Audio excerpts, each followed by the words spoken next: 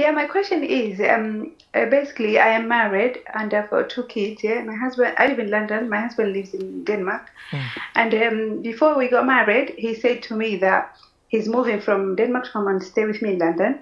He used to be married to a non-Muslim woman, but they're still together with a non-Muslim woman, and they got big kids. And then they've got a house together. They pay mortgage together. But then after a couple of years, he comes to London. Every 3 months, he'll come only 2 days or 3 days. Like, it's been for 9 years, because now I've got two kids. But then I'm tired of this life, so I was going to ask, what's my ruling of me asking for divorce? I'm sorry, yeah, Sister Halima. I got lost a little bit. You said that your husband was married to another person.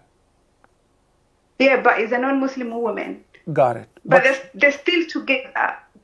But when he married to me, he wanted to marry me, said, I'm getting divorced. Yeah, so Halima, this is where I got confused. You said they were married before. So currently, are they married? Currently, I don't know the situation. He told me that they were filing for divorce long time ago. But they're still the same house because they have house together. They pay mortgage together. But he's telling me we don't have relationship, but we're living together. How? And they have kids. How do you consider yourself not married and live with the same person in the same house, even if he was an ex-husband? When a person divorces his wife, as long as the iddah is still on, he can take her back. He didn't take her.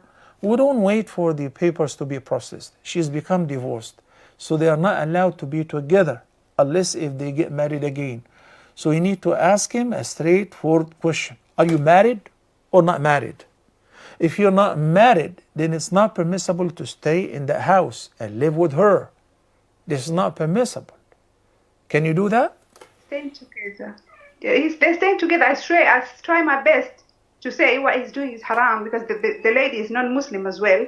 Again, if she is, we all know that in the Quran Allah says, وَالْمُحْصَنَاتُ مِنَ الْمُؤْمِنَاتِ وَالْمُحْصَنَاتُ مِنَ الَّذِينَ أُوتُوا الْكِتَابَ مِنْ قَبْلِكُمْ, the 5th ayah of chapter number 5, Surah Al-Ma'idah.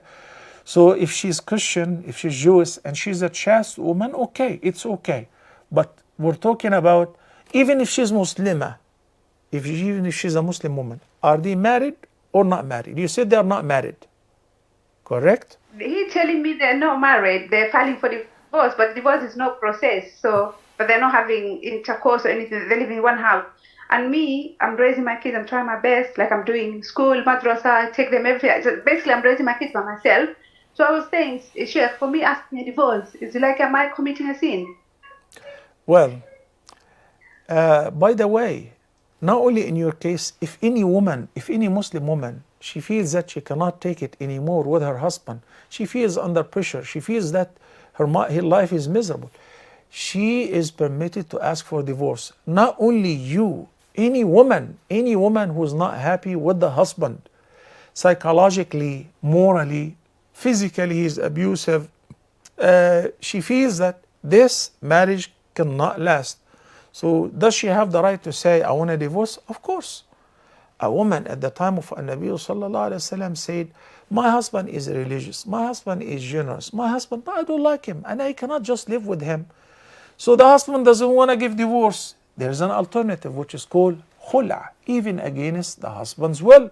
But in this case, I'll give him back what he paid me as far as dowry. Okay?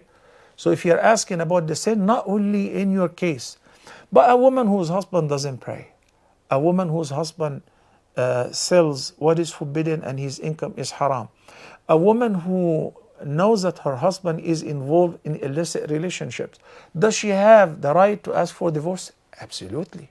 Barakallahu fikum.